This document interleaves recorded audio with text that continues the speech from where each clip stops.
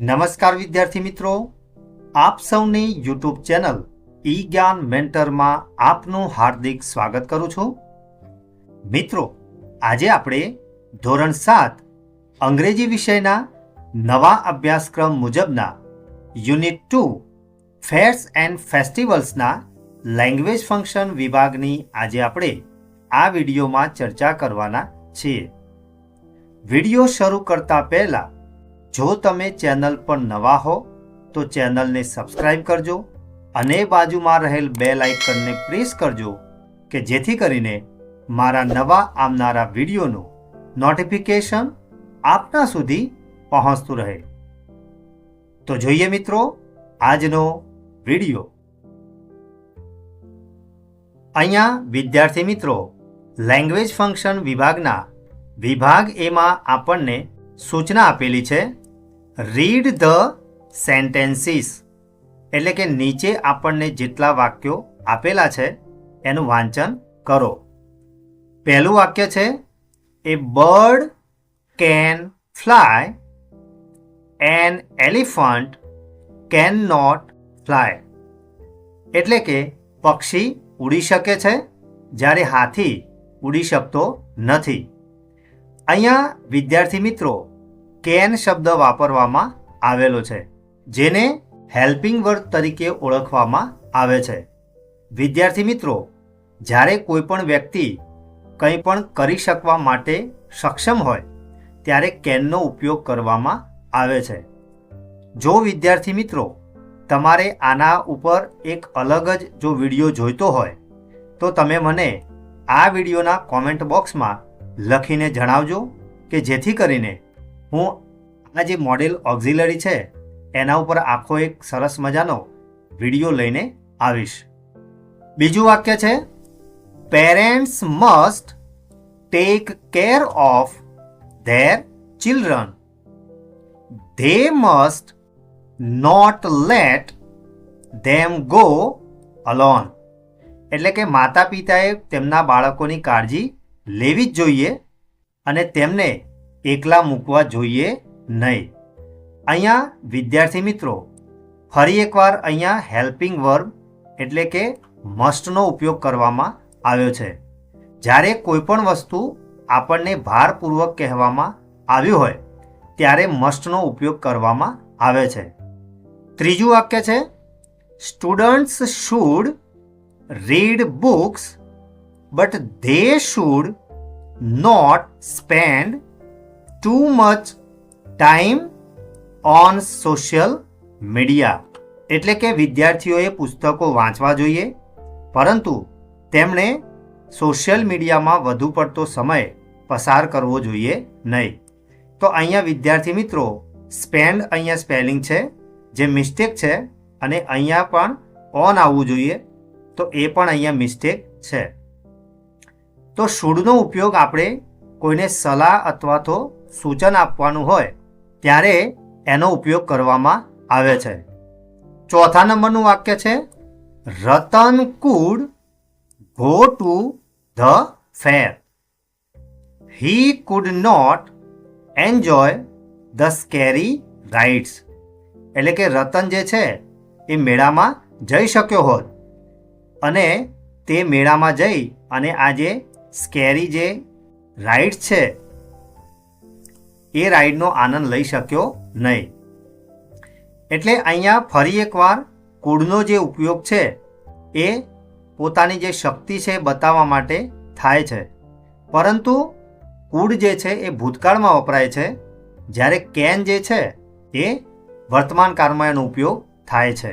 Dvija may speak English she may not speak French એટલે કે દ્વિજા જે છે એ કદાચ અંગ્રેજી બોલી શકે છે પણ તે ફ્રેન્ચ બોલશે નહીં. એટલે કે અહીંયા જે છે મેનો ઉપયોગ કરવામાં આવ્યો છે જેનો મતલબ થાય છે કે સંભાવના વ્યક્ત કરવી. હવે આપણે આગળની એક્ટિવિટી જોઈએ. વિભાગ બીમાં સૂચના છે classify the sentences in the given table at school we can learn and have fun. એટલે કે સ્કૂલમાં આપણે ભણી શકીએ છીએ અને આનંદ પણ કરી શકીએ છીએ. In summer it may be very hot. અને ઉનાળામાં કદાચ ખૂબ જ ગરમી હશે. We can read and draw.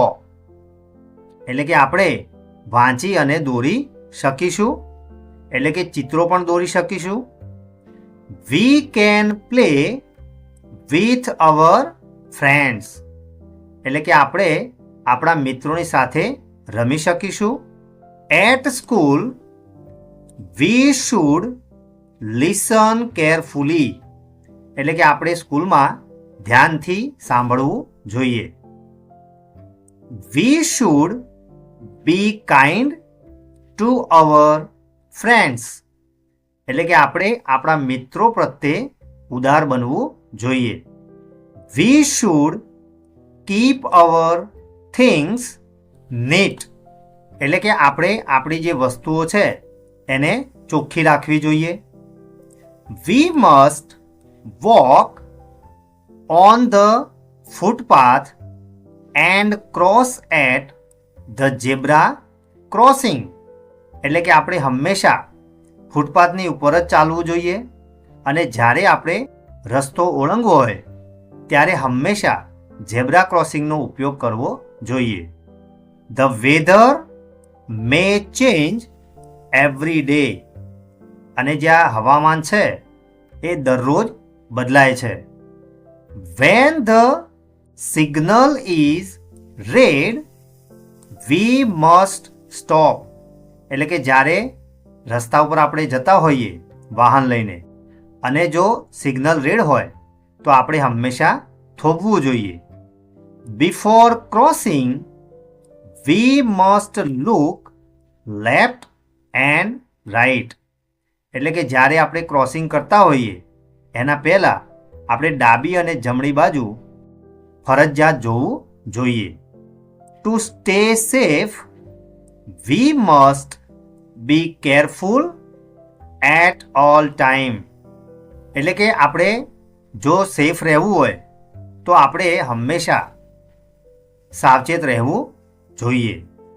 It is called in winter and it may snow. એટલે કે આજે ખૂબ જ ઠંડી છે શિયાળામાં અને કદાચ આજે બરફ પણ પડી શકે. સમટાઈમ્સ ઇટ મે રેન. અને ક્યારેક વરસાદ પણ પડી શકે. The wind May blow strongly. અને પવન જે છે એ કદાચ ખૂબ જ જોરદાર ફૂંકાઈ શકે. Every day we should do our best. આપણે હંમેશા સારું આપવાનો પ્રયત્ન કરવો જોઈએ. When we work together we can do our best. એટલે કે જ્યારે આપણે એકબીજાની સાથે કાર્ય કરીએ છીએ ત્યારે આપણે હંમેશા ખૂબ જ સારું કરી શકીએ છીએ. On the road we must follow traffic rules two stay safe. એટલે કે આપણે જ્યારે રોડ ઉપર હોઈએ ત્યારે હંમેશા જે ટ્રાફિકના જે નિયમો છે એને આપણે ફોલો કરવા જોઈએ કે જેનાથી આપણે સલામત રહી શકીએ.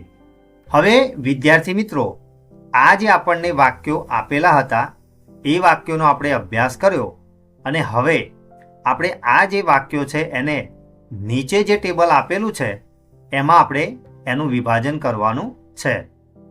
તો અહીંયા મેં 4 વિભાગ પાડેલા છે. વી કેન એટલે આપણે જે કરી શકીએ તે. બીજું છે વી શુડ, તો આપણે શું કરવું જોઈએ.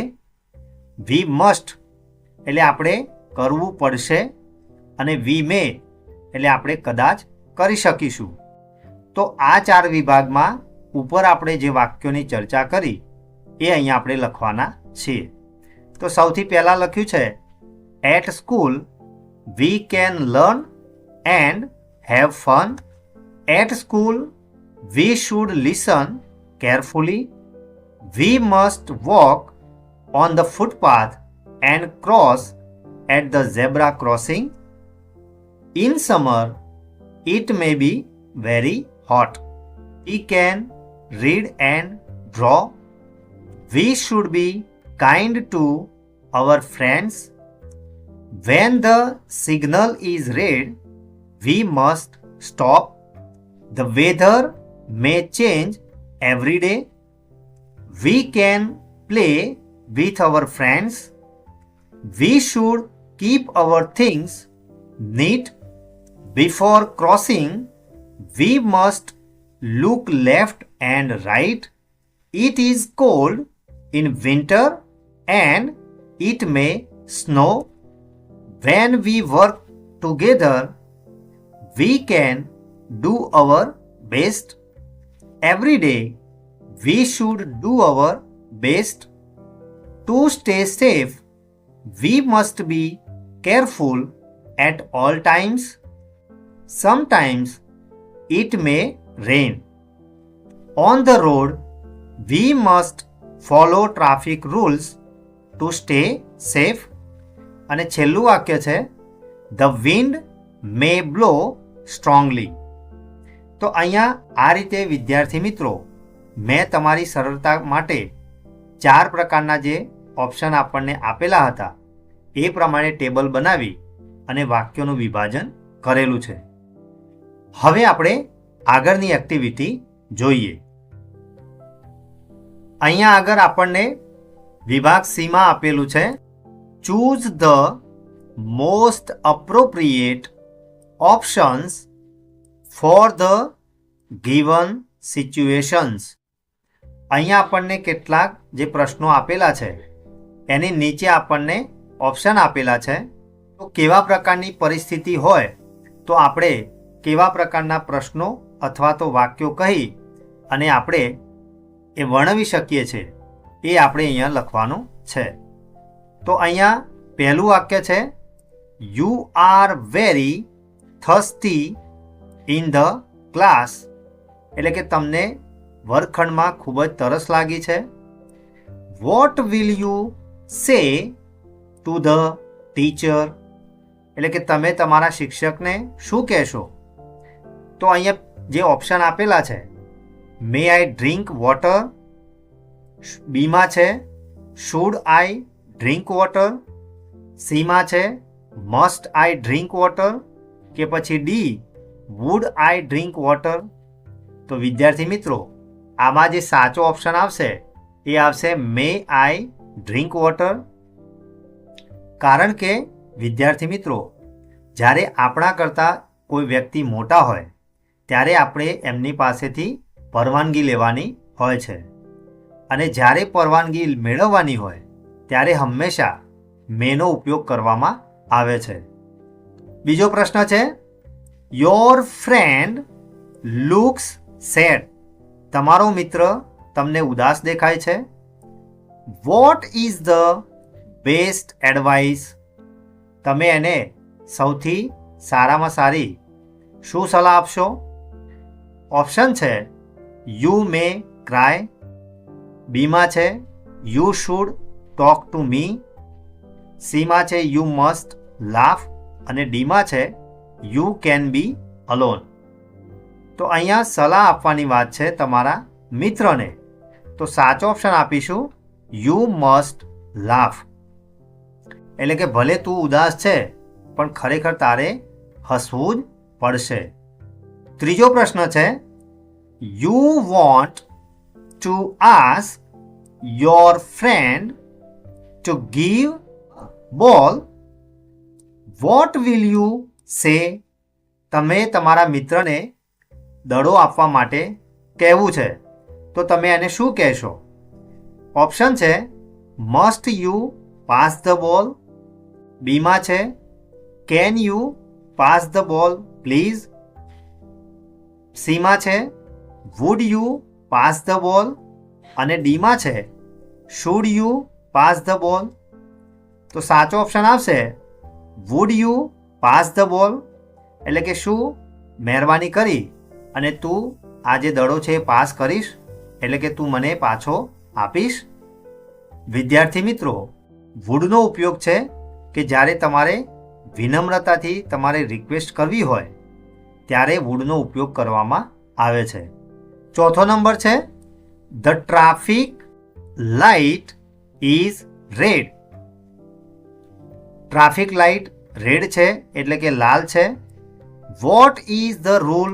તો એનો નિયમ શું છે? તો ઓપ્શન આપેલા છે યુ કેન રન અક્રોસ, બીમાં છે યુ મસ્ટ સ્ટોપ, સીમાં છે યુ મે વોક અને ડીમાં છે યુ શુડ ડાન્સ. તો અહીંયા સાચો ઓપ્શન આવશે યુ મસ્ટ સ્ટોપ, એટલે કે જ્યારે રસ્તા ઉપર સિગ્નલ રેડ હોય ત્યારે હંમેશા આપણે થોભવું જોઈએ. પાંચમો પ્રશ્ન છે the weather is cloudy, what is possible? એટલે કે વાતાવરણ છે એ વાદળછાયું છે, તો શું શક્યતા હોઈ શકે? ઓપ્શન છે ઇટ મસ્ટ રેઇન ટુડે, બીમાં છે ઇટ મે રેઇન ટુડે, સીમાં છે ઇટ વુડ રેઇન ટુડે અને ચોથું છે ઇટ શુડ રેઇન ટુડે. તો અગાઉ મેં તમને કહ્યું એ પ્રમાણે જ્યારે કોઈ પણ પ્રકારની સંભાવના અથવા તો શક્યતા બતાવવાની હોય ત્યારે હંમેશા આપણે શાનો ઉપયોગ કરીએ છીએ? મેનો ઉપયોગ કરીએ છીએ. એટલે સાચો ઓપ્શન આવશે ઇટ મે રેઇન ટુડે, એટલે કે કદાચ આજે વરસાદ આવશે. હવે આપણે આગળની એક્ટિવિટી જોઈએ. અહીંયા વિભાગ ડીમાં આપેલું છે arrange the jumbled parts and make sentences. અહીંયા આપણને જે વાક્યો આપેલા છે એના જે શબ્દો છે એ અલગ અલગ મૂકેલા છે, એટલે કે અસ્તવ્યસ્ત છે. એને આપણે વ્યવસ્થિત ગોઠવી અને વાક્યો બનાવવાના છે. તો નંબર 1માં આપેલું છે we can after school play football together. તો હવે આપણે આ જે શબ્દો છે એને ભેગા કરી અને વ્યવસ્થિત ગોઠવી અને એક મિનિંગફુલ સેન્ટેન્સ બનાવીએ. તો વાક્ય બનશે વી can play football together after school, એટલે કે શાળા છૂટ્યા પછી આપણે બધા ફૂટબોલ રમી શકીશું. બીજું વાક્ય છે the children May visit the zoo with their teacher tomorrow. તો આ વાક્યને જ્યારે આપણે બનાવીશું તો the children May visit the zoo with their teacher tomorrow. આ જે વાક્ય છે વિદ્યાર્થી મિત્રો, એ આ જે શબ્દો છે એ જ પ્રમાણે ગોઠવેલા છે. નંબર 3માં છે you must not in the classroom use mobile phone today. હવે આ જે શબ્દો છે એને ભેગા કરી અને વ્યવસ્થિત ગોઠવી અને વાક્ય બનાવીશું you must not use mobile phone in the classroom today, એટલે કે આજે તમારે વર્ગખંડમાં મોબાઈલનો ઉપયોગ કરવાનો નથી. અહીંયા તમને ફરજિયાત ફરજ પાડવામાં આવી છે. ચોથા નંબરનું વાક્ય છે we should every day for health it healthy food. તો આ વાક્યને આપણે બનાવીશું we should it healthy food every day for health, એટલે કે આપણે દરરોજ આપણા સ્વાસ્થ્ય માટે તંદુરસ્ત ખોરાક ખાવો જોઈએ. અને છેલ્લું વાક્ય છે would you like to join us for dinner tonight. તો આ શબ્દોને વ્યવસ્થિત ગોઠવી અને આપણે વાક્ય બનાવીશું would you like to join us for dinner tonight, એટલે કે શું તમે સાંજે અમારી સાથે ડિનરમાં ભાગ લેશો અથવા તો તમે જોડાશો? તો વિદ્યાર્થી મિત્રો, આ રીતે જે જમ્બલ્સ પાર્ટ્સ હતા વાક્યોના, એને આપણે ભેગા કરી અને સરસ મજાના વાક્યોની રચના કરી. તો વિદ્યાર્થી મિત્રો, આજે આપણે યુનિટ 2ના લેંગ્વેજ ફંક્શન વિભાગની જે ચર્ચા કરી એમાં તમને મજા આવીને? આશા રાખીશ કે આજે ચલાવેલ લેંગ્વેજ ફંક્શન વિભાગમાં તમને સંપૂર્ણ ખ્યાલ આવ્યો હશે. જો તમને આ વિડીયો ગમ્યો હોય તો વિડીયોને લાઈક કરજો અને હા, શેર કરવાનું ભૂલતા નહીં. ફરી મળીશું આવા જ ઇન્ટરેસ્ટિંગ ટોપિક સાથે. ધન્યવાદ.